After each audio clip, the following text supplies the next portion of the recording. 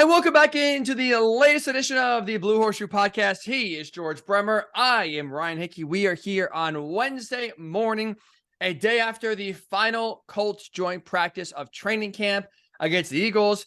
And George, it's a good thing you're not in Philly. We're kind of joking about last week with the Bears joint practice. Hey, steer clear of the fights, George. It's your last day of training camp. We don't want you going down with an injury. Seen a lot of fights really spawning all throughout training camp across the NFL. And boy, oh boy, did the Colts and Eagles save the best for last. A full team brawl that really ended practice early and got, ended, if you want to call it officially, training camp.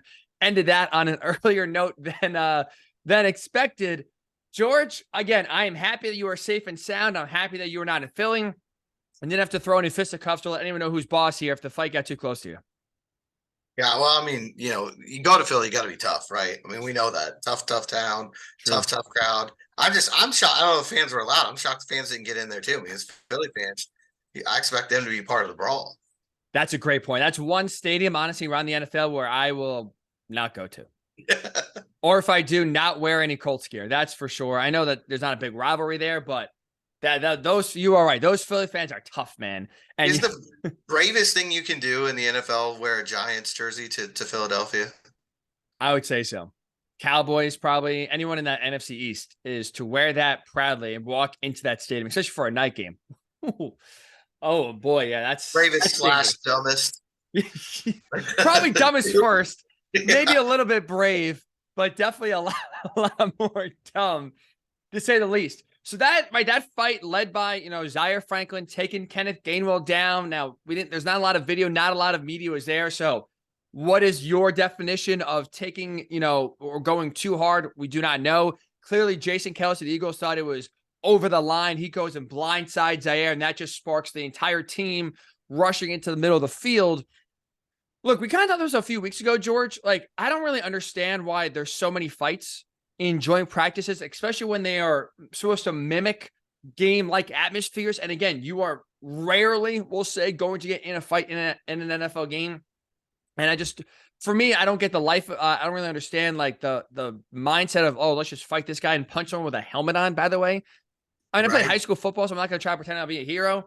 I never thought to punch someone in the helmet. And I don't know how that's going to like benefit you, George, if you are the puncher. Oh, I'm going to hit this guy right in the head. For helmets that are built to withstand big blows to the head. Like, that punch ain't doing anything. But that's one of my best memories from my very brief and uneventful playing career was on a kickoff. There was a fight in one of our games. I wasn't involved in it. And one of the players that was coming off the field. And coach asked him just to grab him by the face mask. He says, he's wearing a helmet. What do you think you're going to do? And like, these guys are pros. I don't know what they're thinking. A broken wrist for them is 30 times more impactful than it is for us in high school. If a fight ever breaks out. But outside of the stupidity, one thing I'll say is this, George. Last year, this team was dead, right? In the sense that they showed no fight. They did not stick up for one another. I mean, the perfect example of that, right, is Nick Foles getting taken to the ground, hurting himself, and there's Kayvon Thibodeau celebrating with the snowman, and everyone, especially on the offensive line, is basically watching it happen, and no one said boo. Yeah. At least it's good to see, George. Bare minimum, again, we talked about the records that matter, and we talked about this year only being about Anthony Richardson's development. It is nice, though, George, and I hope we see this fight continue into the season. I mean, obviously not brawl fighting, but if this team, like, shows some fight, and they are scrappy, at least they're not going to back at anyone, and they're not afraid, that's all I could ask for, George, this season outside of Richardson's development. Show some damn fight. Show some pride. Dog obviously agrees with this. He's ready to show some fight too. Let's go. Ready to fight. They're both ready to fight right now. I think they've got that Philly mentality right now.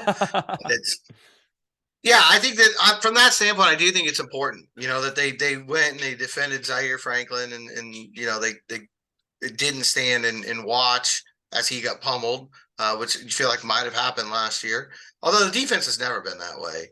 I think they were probably always going to fly to their teammates' defense. But ultimately, I think you can stop a lot of this by starting to levy fines. Right now, I don't think people understand, practice is sort of the wild, wild west. Joint practices are still fairly new to the extent that we've seen them. they've happened for a long time, but to the point where it's an every year occurrence and teams are doing it with multiple other teams now. That's been mostly an answer to losing that fourth preseason game. The teams are now saying, hey, we'll do these joint practices. We'll get the extra snaps. We'll see what we need to see. And it's also why you're seeing more of the bottom roster guys play in the actual preseason games, because they're saying we'll get the starter snaps and joint practices, and then we'll evaluate everybody in the preseason, as far as cuts go. But so I think it's kind of a newer phenomenon that you're seeing it happen where pretty much every week there's a joint practice. Somebody, but the NFL's never thought to really have any rules. It's the Wild West when it comes to that, because who's going to sit down and say, let's do fines for practices when you're generally practicing with themselves? Teams are left to police that right on their own. I think if you get to the point where there's a set, like there is for games, if you told them, hey, if you get a fight in joint practice, you're not playing in the game on Saturday, or, there's going to be a fine involved, you'd probably see a lot of it stop. But right now, it's sort of like middle school out in the schoolyard. Like, you did what to my buddy, and now I'm going to come after you, and now your friends are coming after me. And it's the same mentality, because there's no, at the end of the day, there's no penalty for it. True. All right. You're not going to get ejected from practice. Most players, I'm sure, actually would welcome that. So if anything, it's almost like a incentive. Oh, let's get in a fight. Let's go home early and let's get out of here, sort of thing. But I guess the fines aside, because you're right, that's probably the best way to enforce or prevent, I should say, or lessen a lot of these fights from breaking out, especially a full team brawl. But it is nice, especially, again, last year, George, we talk about instilling culture, right? That's a buzzword for every new coach that comes in. What is your culture? And for Shane Steichen, even though we hope and believe a lot of this roster is going to be turned over by the time this team is truly going to be playoff contenders in a few years, that you could steal your culture right now. And that is going to be a culture where, again, they don't back down. You defend your guy, and you're not going to be intimidated. Like, it's easy, George, to go into the defending NFC champions house where you see this loaded roster ever, all these guys that are vets that have accomplished a ton. And for the Colts, roster being on the younger side, and again, not a lot of all pros, not a lot of pro bowlers on this team compared to what you're seeing in Philly. I think it's easy to be intimidated and or in awe of what you're practicing against, and almost like be like, in a way, starstruck of just like, wow, this team is so great. Look how good they are. Like, this is incredible. From that perspective, it's nice to see, George, that they're not intimidated. Like, look, if you want to go, let's go. Like, one of those things where you're not going to push us around.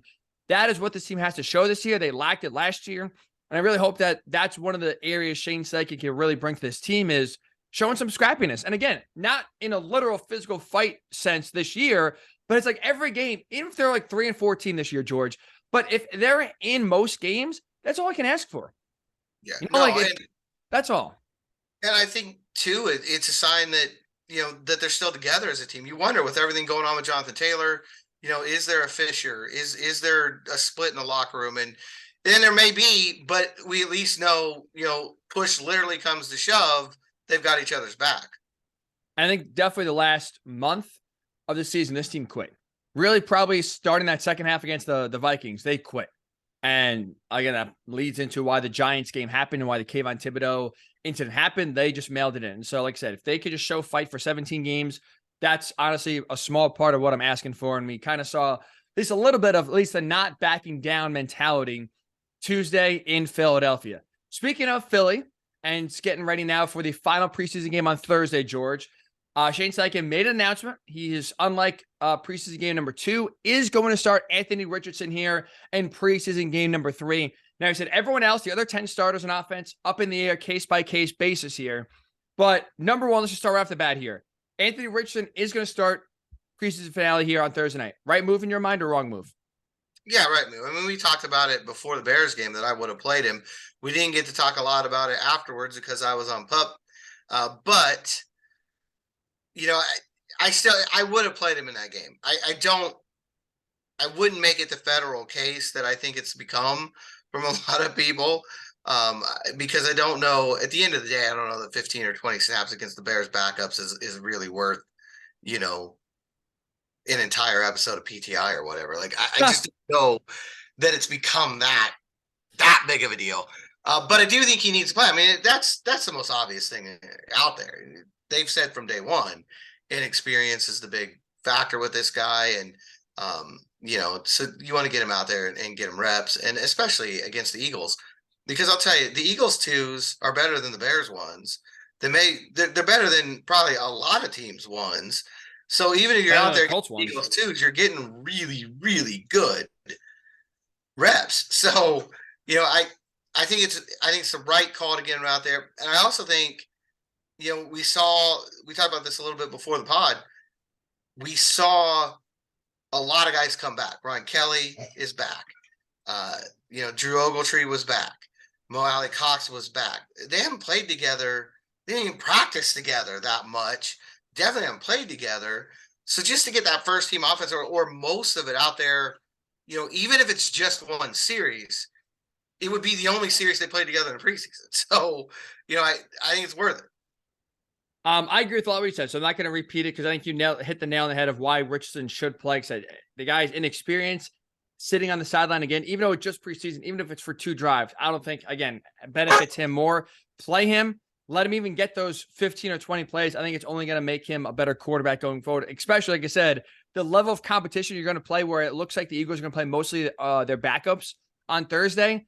Still, their backups for how deep they are better than, like I said, most teams' ones, especially the Colts right now, how they're trending. So that's going to be some great work for him.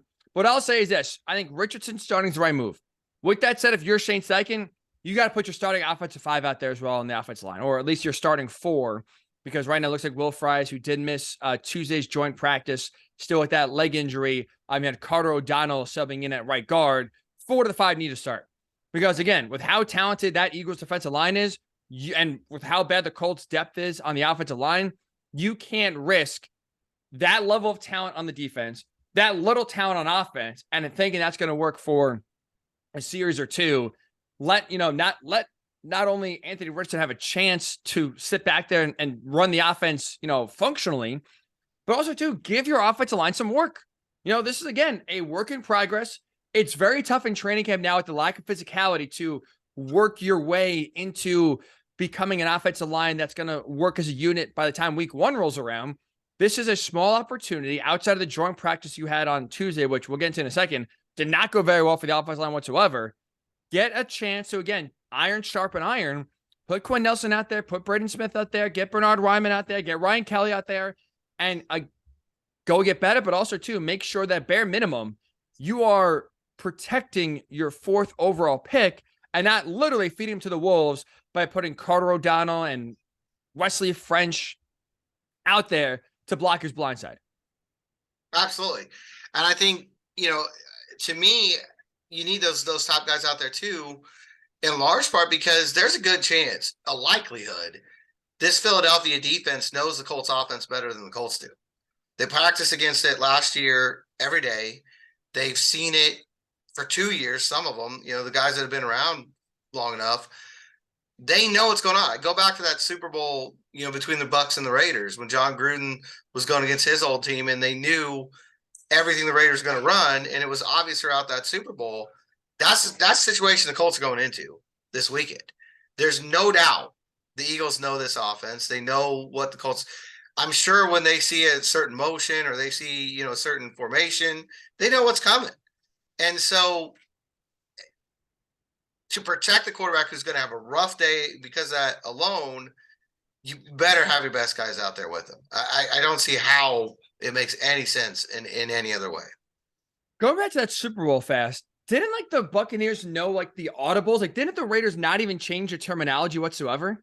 Yep. Yeah, the Raiders didn't even change their terminology, which hopefully Shane Steichen has at least changed the checks and the audibles. But you got to figure, they see a certain motion or they see a certain formation, the Eagles know what's coming. And I guess we'll find out the first play if Anthony Richardson's going out green, and all of a sudden the entire defense shifts to the right, and that's a screen. Shane Steichen, does that seem like a dummy? I think he's at least smart enough to change the terminology he used in Philly now. The Colts. But boy, oh boy, the Raiders certainly, for whatever reason, thought, we won't change the terminology. They won't. John Gruden won't remember what this means. We'll just let it roll. Holy cow.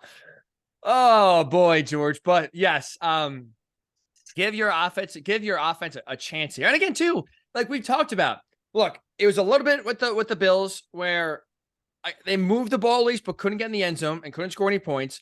You saw it against Chicago, even in the joint practices. The offense was tough sledding when they were trying to move the ball. It's not like the Colts offense has let it up where they can kind of sit back on their laurels and say, you know what, we don't really need this extra practice or these extra reps here in the preseason game. We'll kick it up. We'll let Anthony Richardson play, but we're going to rest most other starters. George, they need as many reps as they can get. They need as much practice and experience as they can get before the season starts on September 10th, not only because they're nowhere near where they have to be just pure talent-wise and pure running the offense at a smooth level-wise, but also, too, you mentioned before, Ryan Kelly's been banged up. Braden Smith's been banged up. Drew Ogletree has been banged up. Jelani Woods has been banged up. Molly Cox has been banged up. Most of those guys, not all, but most are returning now and returned on Tuesday. So it's like just a bare minimum, get some continuity. Get these guys some real life reps before they basically go into Lucas Oil Stadium week number 1 and get, for the first time kind of, if you will, going live. Just a dress rehearsal here, George, bare minimum is worth dressing as many starters on offense as you can and giving them even the whole first quarter just to kind of, again, get some sort of momentum going here before the season actually does start. I mean, that's not an easy opener. It's not an FCS school. They're not coming out with a bye game. You're going against Jacksonville and the reigning division champs who probably are going to come in here with chip on their shoulder and something to prove. If I'm the Jaguars, my mentality is we're going to show everybody it wasn't a fluke. That we are, especially after the owner comes out and says the division's wide open. I just think you're going to see Jacksonville coming in here with something to prove. The Colts need every rep they can get. They need every ounce of preparation they can get because it's not a hard schedule overall, but it's a pretty brutal start. It is. And I mean, too, look, Colts won last year at home against the Jaguars.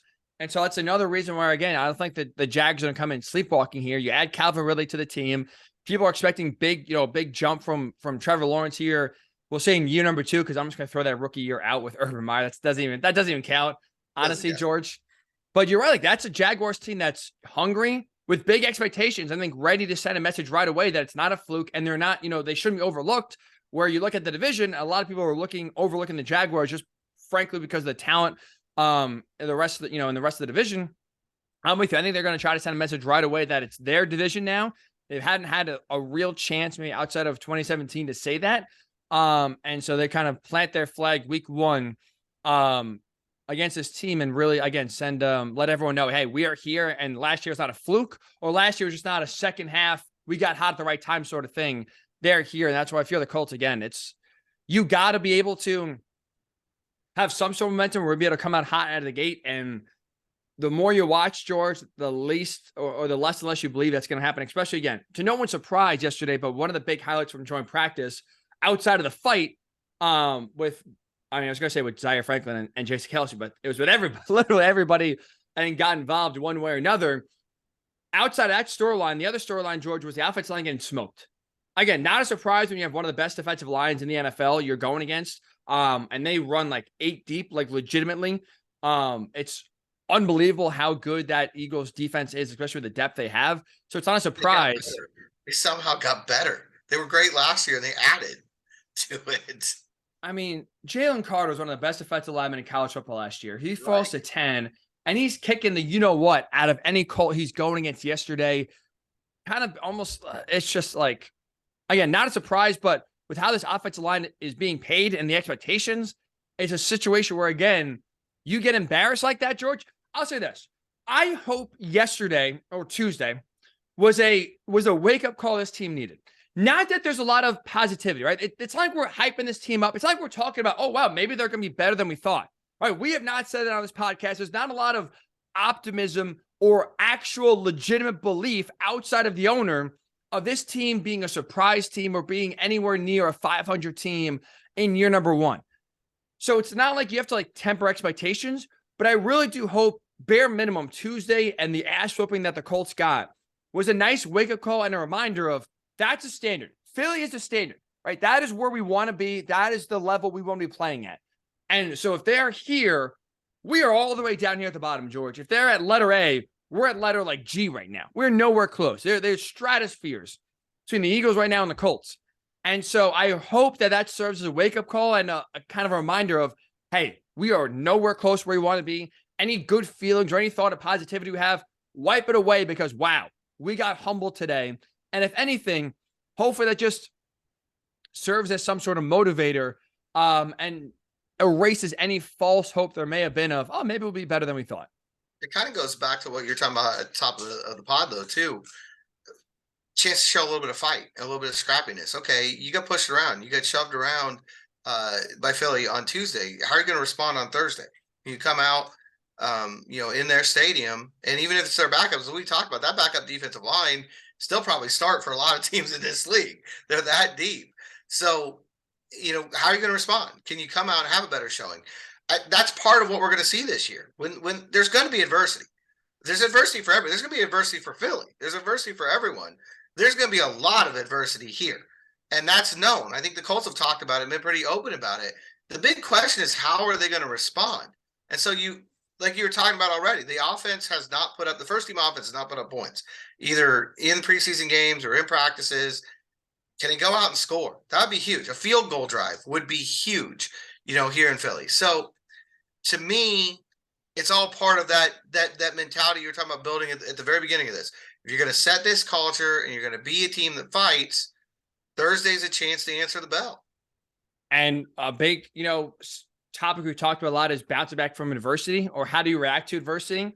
Richardson, to his credit individually, right, when he's had a bad practice, he's bounced back and gotten better. This is going to be the first chance, like you said, not that he himself was bad per se yesterday, but it's like one of those where the overall team got pushed around. Like you said, Zaire Franklin, we talked about it after practice yesterday. Like, it's one of those where he got, hit. And he thought, kind of again, like, if you're going to fight me, come from the front, and he goes, maybe I have a chance now to knock him between the eyes on Thursday. So you're right. Like, I hope come Thursday night, George, I don't care. Like I said, if it's all against backups, doesn't matter. It's just more about the principle of, okay, you got punched in the mouth on Tuesday. How do you get up? Right? How do you get up and now try to deliver a counter punch on Thursday? Especially on, look, it's a nationally televised game. It's on Amazon. I don't know how many people are running to Amazon, George, to be honest with you, to watch the Colts starters take on the Eagles backups. But it is a nationally televised game where bare minimum, doesn't matter. And scoring points would be nice, but if you can show some fighting competence, I think you're 100% right. That would be the best thing for this team coming out of training camp, and at least to get yourself, again, to kind of establish some sort of culture and identity. This could be a nice way to start setting the foundation now, heading into week number 1. Okay. This game will be big in Gainesville. That's where the people are going to Amazon. Be huge in Gainesville. That's true. Oh, people will be watching. People will be watching. That is for sure. A big date is coming up, George. A huge date. Tuesday, August 29th. A big date for 2 reasons. Number 1, that's final cut day. We'll get into that in a second because I think there's a few positions that are really, Thursday's going to mean a lot to a few positions to see who makes the final roster, who does not. That is one reason why Tuesday, October. Geez, I'm already fast forwarding ahead here. I have to wait through the season to move into Halloween time here. Jeez, let's slow down the summer. I'm not ready to let it go yet. So it's August. Damn it. August 29th. That's one reason why that date is so big. The other reason, George, is for Jonathan Taylor. The Colts have to activate, or if he's on the team by then, the Colts have to activate him. If he's not on the team, he's somewhere on someone else's roster. That team has to activate him off the PUP list by August 29th, or he is going to miss the first month of the season. Let's start with the JT aspect first here, since obviously that's still in the news a lot, George. What are you expecting going into that final cut down day for Jonathan Taylor? Is he going to be on PUP, you think, by the time August 30th comes around, or do you expect by the 29th he'll be activated from PUP bare minimum and able to practice? I mean, at this point, I don't expect anything in this saga because it just keeps taking so many twists and turns. I don't know what's going to come next. But it does provide a really hard deadline here. And I think that's really interesting because if he's not traded by then, like you said, then he's got to come off PUP. If he doesn't come off PUP, he's got to be there for the first 4 games of the season. And I believe the trade deadline is October. Is only 31st. 4 weeks after that. I think it's 8 weeks into the season. So you'd be looking at literally half that time. You wouldn't even be playing. And let's be honest, very few people come off PUP and play the next week, especially people who haven't been in any kind of team activity since December. They didn't do any in the spring, didn't do any in training camp. So it's probably more like 5 or 6 games. 4 that are guaranteed, but in reality, it's probably more like 5 or 6 games. At that point, I think a trade's off the table. I mean, if you're not going to play until 2 weeks before the trade deadline, highly unlikely anyone's going to that didn't already, if they didn't feel like making the trade before Tuesday, I don't know how waiting 6 weeks is going to change their mind. But without any, anything being shown from Jonathan Taylor. So I think that makes it a really hard deadline in 2 ways. One, if a deal's not done, then he's got to make that choice. How much am I willing to risk? Do I want to get out there? Maybe give a chance that somebody will make a deal in October. And 2, if someone's talking about making a deal, that becomes the hard deadline because of it. Now, if they're talking on the 28th and things are looking well, maybe he comes off PUP on the 29th, gets traded on the 30th. It's not like that hard of a deadline. But I think it adds intrigue to a situation that's already incredibly intriguing. And it makes me wonder if that's not part of the reason why the Colts went ahead and granted the permission when they did.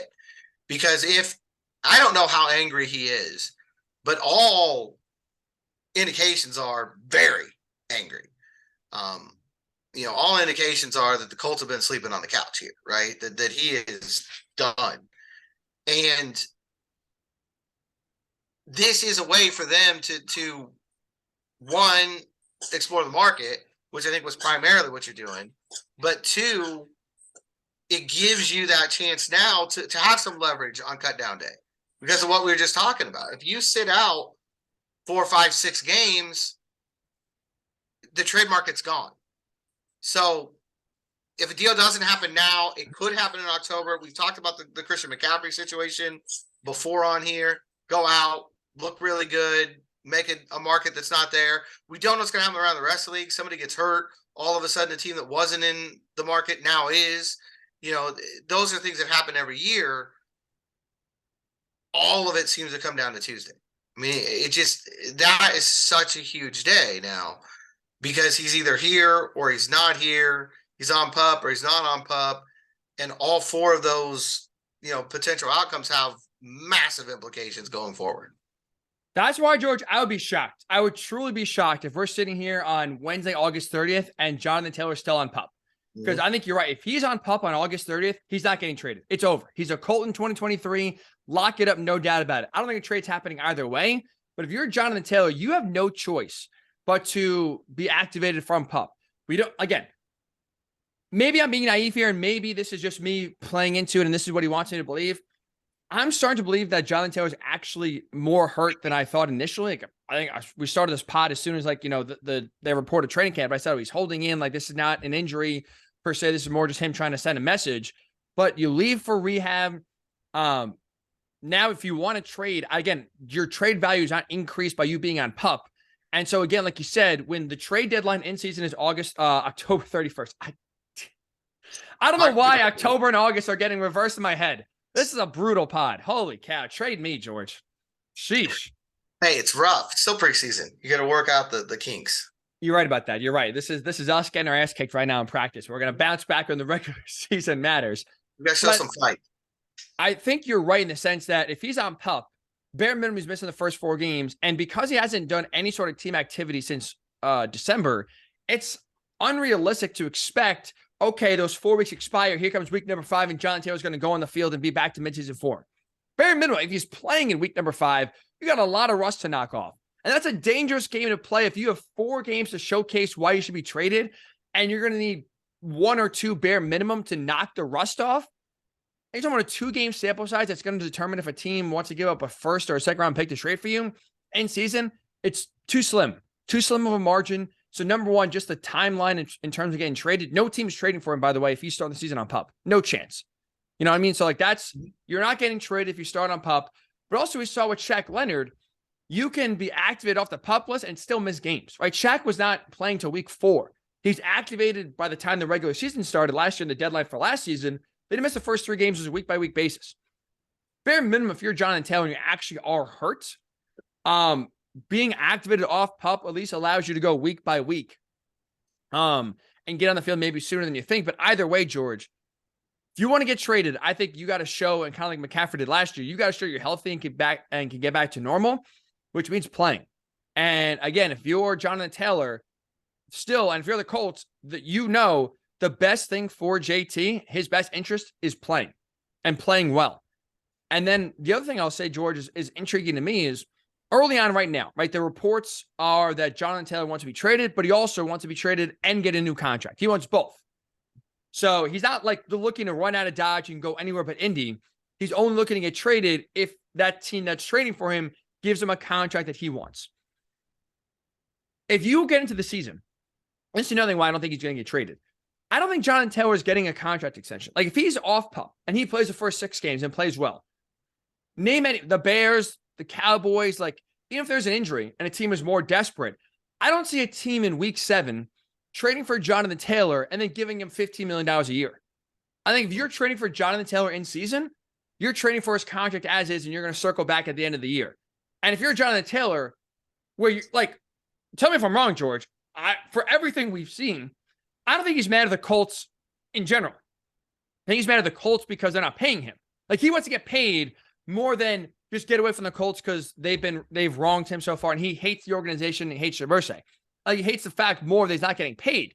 So I don't think it's a situation where he's desperate to get out of town. He's willing to take a pay cut. He's willing to play at his current salary and just go to any team right now but the Colts. I don't think he's going to be thrilled and or enthused if he's on the Cowboys, let's say this season, but he's playing for the same contract he's playing with now. So also too, if you're JT, like I think at some point, like if you play in season, I don't think you're in the contract you want, which is why if you're playing well, I don't see how it benefits him to go somewhere else and learn a new system on the fly, where you could say in Indy, especially if you're playing well early on, have recreate 2021 and then revisit the entire market, revisit the entire trade request after the season. Like, do you see that, George? If he's not traded by week number 1, but he's off PUP, do you see a situation where if he plays well, kind of like Christian McCaffrey, he's traded, but do you see a situation where he's traded and given a contract in season by another team? I can't see it happening in season. I can see the situation between him and the team continuing to escalate the way it has pretty much every day since training camp started, and him just saying, I just want out, and accepting a trade without a contract. But I can't see a team, in October suddenly deciding to do it. If they weren't willing to do it now, I can't see them 2 months from now deciding that, now's the right time. But the one way I can see him staying on PUP, because there's always a wrinkle here. The one sort of leverage that he has in that situation is stays on PUP, doesn't come back until week 8 or week 9. There's no trade, but come back at full strength. I think it's 8 games he has to play to accrue a season. I think it's 6, I believe. It's 6. So even if it's just those 6, come back at full strength for how many games that you have to be there. I mean, what if the Colts are winless or have 1 win when he takes the field and he looks phenomenal? It's 2021 JT all over again. They make a little run at the end of the year. That might be really good for his market too. Like I could see that as being another potential wrinkle here to show, within a season. But it's a big risk, because if you sit out that time and you don't play well, then you've sunk your market. You're 100% right. Again, like you said, there's a lot of rust to knock off. If he misses half the year, let's just say, and your theory plays out, George, we're talking about almost a full year since he's been on the field. Right? It was like middle of December when he got hurt against the Vikings. If you're back, I don't know, first, second week in November, right? Midway through the year, 8 or 9 games you miss.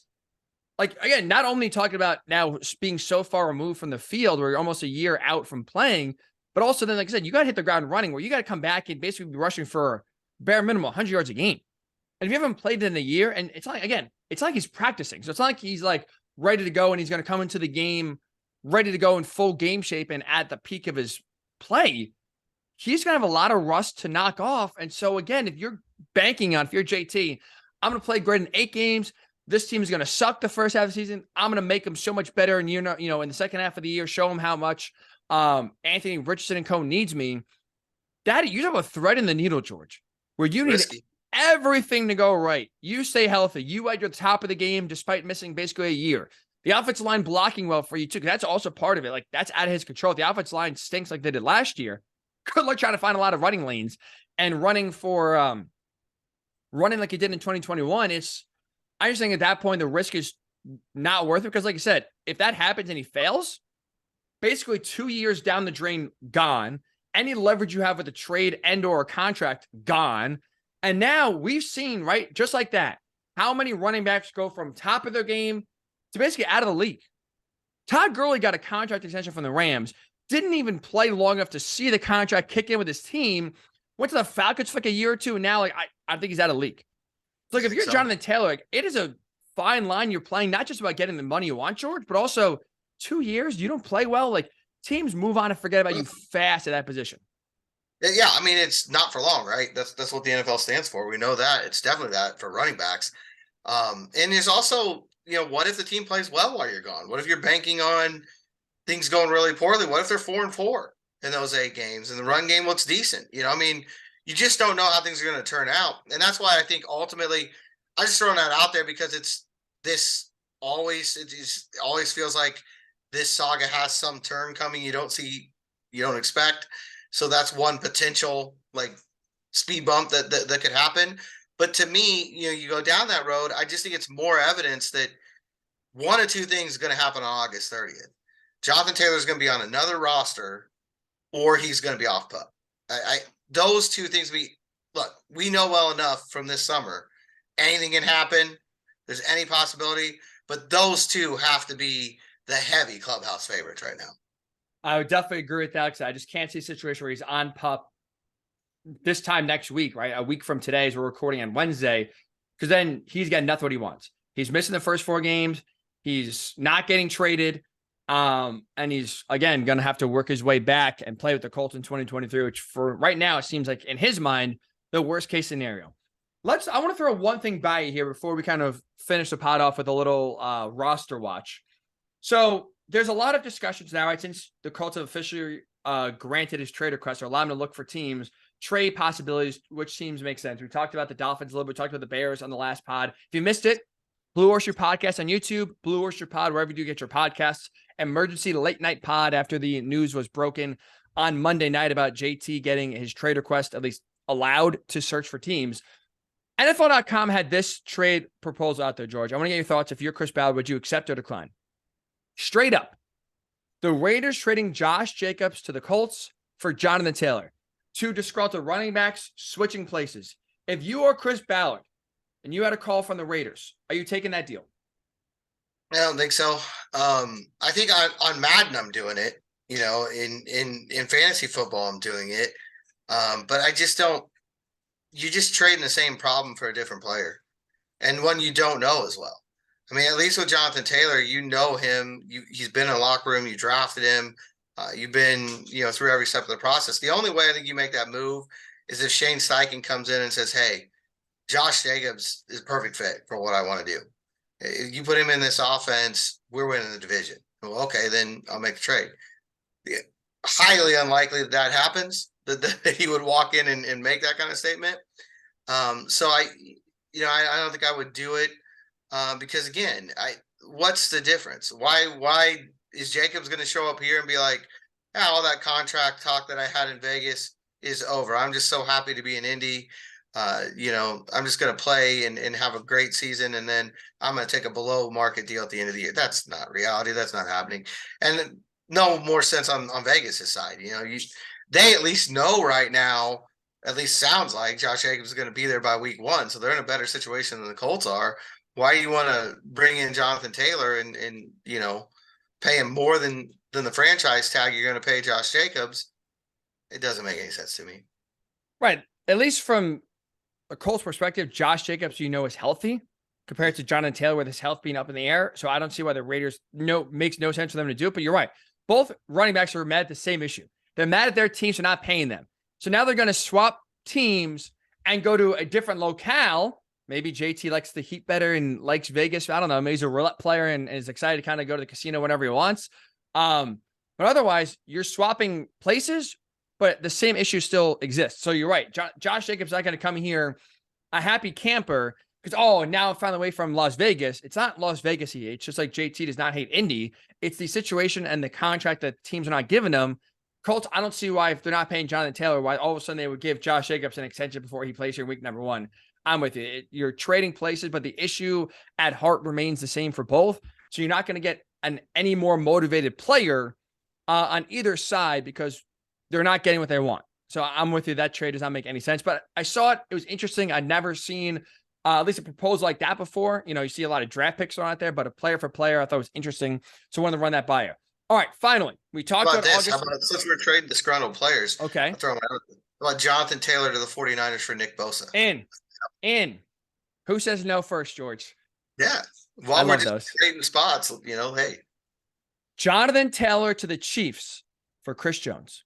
Right. There's another one. Those two deals I like better than the Jacobs deal. Could you imagine Grover Stewart, DeForest Buckner, Chris Jones? Woo! Look like Philly. Let's go. Like, who else can we throw out there?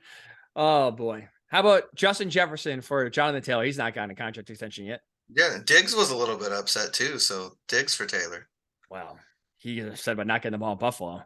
Boy, oh, boy. Can't imagine the fireworks that could start here in Indy when Anthony Richardson doesn't look his way 20 times a game. It's only 19 targets for Stephon Diggs in week number 2. Watch out, George. I take that back. Fireworks. Because he's already got Josh Downs in the huddle telling him to get him the ball. He doesn't need Diggs in here, too. All right. I rescind that trade request. Downs and Diggs are going to be fighting, breaking the huddle of who's getting the ball. You shut up. I'm getting the ball. No, you shut up. I'm open here. We're going to get a brawl. My own teammates on the field, which is something we've never seen too often before. It'd be huge. You want drama. That is drama right there, George. We do, though, have some drama on the roster. No fighting. But who is going to make the roster, right? August 29th is big day to see if Jonathan Taylor is going to be off PUP or not. Also big day, final roster cut down day, George. 3 positions, and especially going to Thursday's preseason finale, I'm excited to watch. I think 3 positions that, to me, are the most intriguing. We can kind of break it down here quickly in terms of the Colts having hard decisions to make. Receiver, tight end, defensive line. Let's start a receiver, right? It looks like they're going to take 5 receivers. I think we can automatically lock up 4 guys. Michael Pittman Jr., hot take, George, going to be on the roster. Alec Pierce on the roster. Isaiah McKenzie on the roster. Josh Downs on the roster. Do you have any pushback, any hot takes there? Might jump in the gun too much on any of those 4 guys being locks to be on this team? They've been locks since draft day. Damn, I was hoping for a little hot take there. Okay. So those 4 guys are locks. The 5th and final spot is what's up for grabs. Rashad Perriman, Amari Rodgers, James Washington was also brought in as well. And you have the possibility on roster cutdown day, are they going to save that 5th spot for maybe another receiver that could get cut from another team here?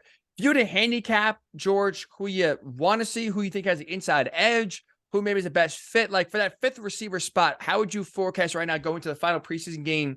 Who would you want to see, or who has the kind of upper hand, if you will? It's so hard because, and we talked about this a little bit, after Ashton Dulin got hurt. The special teams aspect of it. Not that you're going to have somebody come in, step in, and be the gunner. Which, by the way, Jalen Jones looked pretty good against the Bears. That's going to get lost with good reason and everything else. But he did. He looked pretty good against the Bears in that role, and they need someone to step in. But the special teams aspect of it, and then as well, like you brought up when I said I thought Amari Rodgers sort of at that time. If you're just picking on like rewarding the guy who's had the best camp, he was sort of that guy. But he's more that slot kind of receiver, fits in with more Downs and McKenzie, and who ends up being that backup to Pittman and Pierce and that, I think all of that plays into like, does that give Strawn the upper hand because he's kind of that Pittman Pierce, guy? Do you go with the 42 yards per reception that James Washington has as a Colt right now? Bring him in there. He's a vet, and he's got a longer resume than most of these guys. Perriman's probably the only guy, who's been in the league longer, and I think Washington's been more productive. So, And the Steelers also have done like a terrific job identifying receivers. So the fact that he was drafted by Pittsburgh, I'm just going to go with James Washington right there. The fact that Pittsburgh drafted him tells me he's probably good enough to be the fifth receiver here in Indy. And I'll he's go. 42 yards per catch. That's true. You can't argue that. And you know what? If Mason Rudolph gets cut, maybe bring him in as well and unite that Oklahoma State duo that tore it up a few years ago in college football. I'll go for Rashad Perriman. I like the veteran experience. I like the fact that, again, he fits the profile where, like, for Amari Rodgers, you look like they have Isaiah McKenzie, they have Josh Downs. The slot is covered. You keep Amari Rodgers, all of a sudden you look around and it's Pittman, Pierce, and no one else in terms of fitting that role. James Washington does fit that outside receiver role. That's what I think they have to prioritize more than anything, George. I think, again, I'll go Perriman. You're going Washington. Can I sit here and say either one like have to be locks? No. And I left out Michael Strawn. Thank you for bringing his name up. Same thing. I think what has to be a guarantee is that outside receiver body type. Strawn, Perriman, Washington fit that. So I think if you are the Colts right now, you look at that depth. Pittman goes down with an injury. Pierce goes down with an injury. No disrespect to Josh Downs. He's not going the outside and winning many one-on-one matchups there against some big, long corners. So that's what I think has to be the priority for receiver, George, is that fifth and final receiver spot has to profile as an outside receiver, a big body guy, more than anything else. Yeah, I think so. Because, again, the special teams thing, we'll see how that works out. But you can get that from other spots. You can get that from corner. You can get that from linebacker. You can get that from running back. It doesn't necessarily have to come here. I do think that they've got to have somebody because, again, what happens if Pierce or Pittman goes down in the middle of a game? You're going to be in a lot of trouble if you don't have somebody. It was Eberflus said all the time, a pair and a spare. That's what you need at every position, and they don't have a spare right now there. No. So I do think that you got to lean that way. And they get a flat tire. They are screwed, George. They're calling AAA. They are absolutely calling AAA. No donut going on the car on the side of the road. So obviously tight end and receiver are linked, right? So if you have 5 receivers, probably gonna mean you're going to carry an extra tight end and get 4 tight ends. It's kind of about 9 roughly is that kind of number between the two positions. So if we're going 5 receivers, George, going to be 4 tight ends. This is fascinating because not only the lack of experience, but also the lack of health, frankly, in this position group so far in training camp, George, where if you're going to carry 4 tight ends, I think there are 5 guys legitimately can make the team. Mo Alley-Cox, Jelani Woods, Drew Ogletree, Will Mallory, Kylan Granson. 5 guys for 4 spots. Right now, who would you predict to be the odd man out? Right now, I think it might be Mo. Just because every year there's this shocker. Wow. That would be a shocker. Sit back. That would be a shocker. I can't believe, what's happened. But I can see a world where they say, okay, Drew Ogletree is our blocking tight end. He's gonna handle that. And then you've got Woods and Granson in the passing game. And then Will Mallory, who they really like and has looked good when he's been on the field. He's just not been on a lot. Goes in and can do be that extra tight end for you and can come in for either Granson or Woods if needed. There's also a world where they try to sneak Mallory onto the practice squad, or maybe he starts the year on injured reserve, especially if he gets hurt again. I mean, he's had problems with the hamstring throughout, and any of them. Jelani Woods maybe starts the year on injured reserve. I think that might be one of the ways this turns out too, just because there's been so many injuries in that group that probably any one of them could start the year on IR, and be a possible solution to all this. I love the bold take. I do. That's one where I think you're right. Would be a shocker if you hear Mo Alley-Cox as one of the names cut on Tuesday. So credit if that happens, you heard it here first on the Blue Horseshoe Pod. George Bremer kind of put that idea out there, which I think is fascinating, and I respect and I love your boldness, George. I unfortunately can't match it. I think right now, if I had to pick the odd man out of the 5, I think it's Drew Ogletree. Just in the sense of he's not been healthy this year, obviously missed the entirety of last year. He showed a lot of promise, but in a tight end group that's not shown a lot, honestly, I think at this point, just health right now has to be your biggest priority. Your best ability, right, is your availability. And I know, again, Mo Alley-Cox has missed a lot of time. Jelani Woods is still working his way back from an injury. As well, Will Mallory started on PUP, but at least now has been healthy and productive so far. So I think if you're the Colts, I think you got to prioritize health and availability. And Mo Alley-Cox is right now the biggest veteran presence, plus arguably probably the best blocker on this team. Kylan Granson, again, has been healthy, and he's more of a receiver type, right? Oh And yeah. you like what Jelani Woods, the promise he showed last year. So I think he's the lock. And now it's like Will Mallory and or Drew Ogletree, kind of that final spot. Will Mallory's been the healthy one. He's been the guy that's been, again, more available. And if you want to talk about practice squad kind of sneaking one in, I would probably say it's a little easier to sneak Ogletree through just because, again, he's not showing, like, there's no tape on him, basically, for the most part, for another team to look at or take. So that's what I'll go right now. Drew Ogletree is the odd man out, just from the, again, the lack of health and lack of availability right now. In the 2 years or I guess really the year and a half he's been with the Colts. So that's gonna be a fascinating position to watch. And also too, George, defensive end, man. Defensive end is gonna be loaded right. Sorry, I said defensive end. You're right. The entire defensive line, there's how many bodies that they do have, and how many guys, probably won't make it. You have what? About 14 guys in camp right now. 8 or 9 guys gonna make the roster for the defensive line. And so you have guys, that you drafted, Titus Leo, right? A rookie as well. Adetomiwa Adebare. I've been practicing. I think I butchered his first name. I apologize. I do apologize there. I've tried, George. It's still training camp. You're all right. Adetomiwa Adebare. I hope. I'll be on 2 days after this podcast. I promise. Getting that right. But that's a guy where, again, like you take 2 guys in the draft, both are not locks to make the team. And so that's a position I think it's fascinating to watch. And again, you're not going to boil roster spots down to one game, but I think Thursday night's preseason game, maybe more than any position, is going to come down to who's on the team and who's not based on how Thursday goes. But there's guys like Eric Johnson in that mix. Taven Bryan is a former first-round pick, is in that mix. I think Muhammad is back. Akradin Muhammad, who came back, is in that mix. I think there are some locks in there. I mean, I think starters probably going to be Quiddy. And then obviously Buckner and Stewart. And then either Ebukam or Odenigbo. So I'll put both of them in as locks. So 5 right there.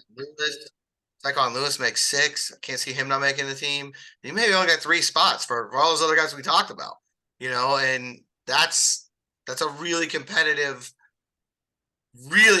spot here at the end of the roster. I mean, corner we keep talking about, but I don't think there's anybody that gets cut that you're going to be falling off a chair at that position. It's just a bunch of young guys trying to figure out, who gets in that role. But I don't know if there's a cut at corner that's just going to be like a Mo Alley Cox could potentially be, where, you're just stunned. Defensive line could be that way, though. And there could be a name here where you're like, they cut him. And two, I think this is maybe the position too where you have the biggest balance of experience and youth, where it's truly a mix of both. And if I'm Chris Ballard, George, with this roster, how it's shaping out, I would go with the youth. Like Khalid Kareem, Taven Bryan. Again, I know those are guys that have been in the league. And like I said, Bryan is a former first-round pick. But it's I think I'd rather trust right now Titus Leo and Adebare, just because, again, it's the youth movement. This team is building for, let's say, 2025, 2026. Is Khalid Kareem going to be on the team in 2026, George? No. Is Taven Bryan going to be on the team and a contributor in 2026? No.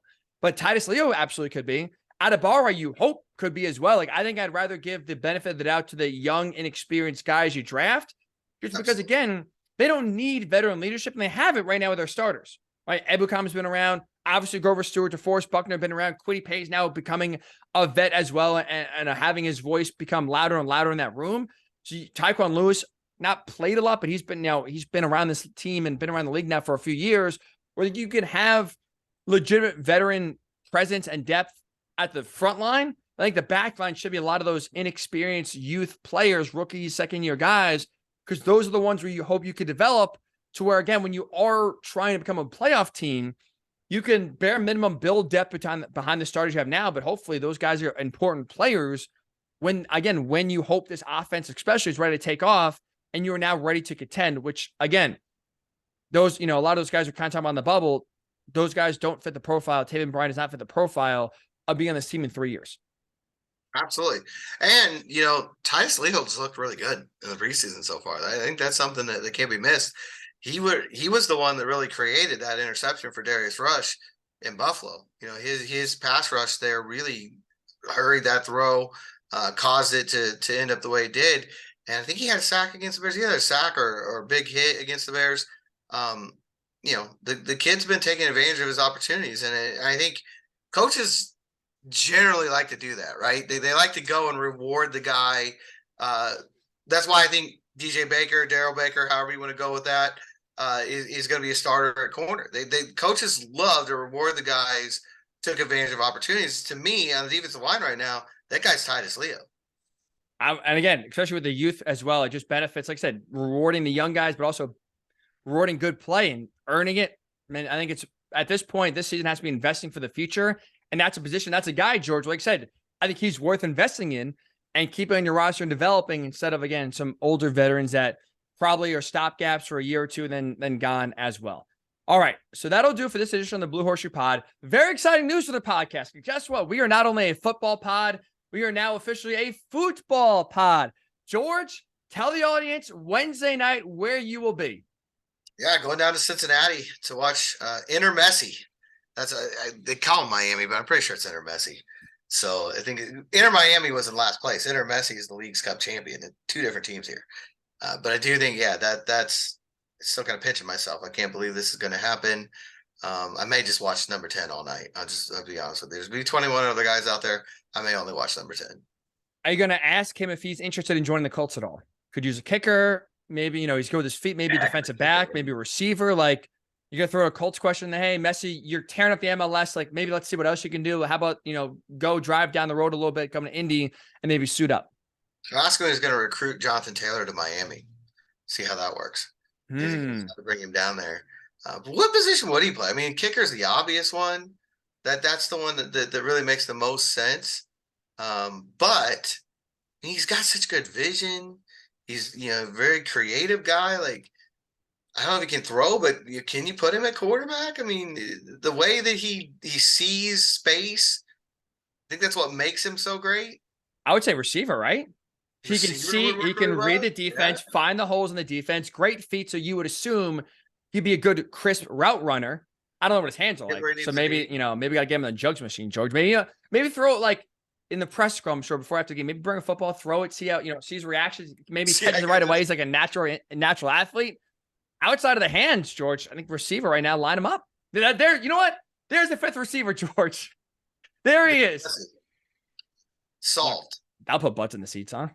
It's obviously it's working right now on the other side of it. There's no question about that. Colts tickets go for $12,000 apparently if you bring him out here. So we'll see. Let me ask you this really fast. I'll put you on the spot, but I'm curious. This is like, you are obviously a journalist, right? You are a paid professional, and journalists are not supposed to be fans, and you're not a fan. But because you're a journalist for the Colts, does now having a different sport, are you going to try to take a picture? Are you going to ask for an autograph? Are you going to break any journalistic rules here in Cincinnati? Maybe try to get a photo or an autograph from the GOAT right now as you do see him in person for maybe the only time ever in your life. All the rules still apply. And I don't know I don't even know that I'll be in his vicinity. I mean, I don't know how everything shakes out there. There's a press conference afterwards, but I think it's more like, I think it's sort of handled more like college basketball, back when I was at Ball State and you did that, to bring both coaches in, and then there might be like a player from each team that comes in. So there's no guarantee, and probably highly unlikely that I'll even be, any closer to him than from the press box to the field. But just the fact that I'm going to see him play live is still something that I can't really, I'm still not actually realizing it's going to happen. Well, with how he's playing, it's a guarantee you'll see him score a goal on Wednesday, which is going to be very cool. See that in person. One of the best to ever do it. Very cool. Very exciting for you, George. That's going to be an awesome non-football, but absolutely football experience. So maybe that's what our pod, especially if it gets ugly on Thursday night, maybe that could be the lead for the pod on Friday morning. But that will be our schedule, by the way. Then he's coming right into your backyard after this. So he'll be in Cincinnati Wednesday and then New York on Saturday. I can't say I'll be, as a diehard football, but not football fan, I can't pretend that I'll be excited to see that. I will be more locked into Notre Dame Navy week 0, George, and I will be. Honestly, I didn't even know Messi was coming here to New York. You just informed me for the first time, so I apologize to soccer fans out there. But yeah, that's in Dublin. Let's go. Get me to week 0, George. It's gonna be huge. Huge. Gotta be huge. Huge. Sam Hartman era does begin here with Marcus Freeman. All right. So you heard before, our next pod is going to be Friday morning after the Colts preseason finale against the Eagles. We'll break down everything and kind of give you some final, maybe not. Well, I think we'll do a separate pod, George, roster predictions on maybe that Sunday or Monday going into cut day, but definitely some training camp takeaways, some final thoughts as we do kind of enter then season mode after the training camp finale. His preseason finale on Thursday against Eagles. So we'll break that down all. So make sure, or break that all down, I should say. Geez, again, training camp for us here on the, or this, I'll speak for myself. Training camp for me here on the pod, and today's episode was absolutely proof of that. So if you haven't, again, now's the time. Blue Horseshoe Pod, where do you get your podcasts? Blue Horseshoe Pod on YouTube. Subscribe right there, so you're always in the know with George's football adventures and with our football talk as well. Have a great rest of your weekend, George. Enjoy Cincy. Enjoy watching the GOAT in person. And we'll talk to you on Friday morning right here. Blue Horseshoe Podcast.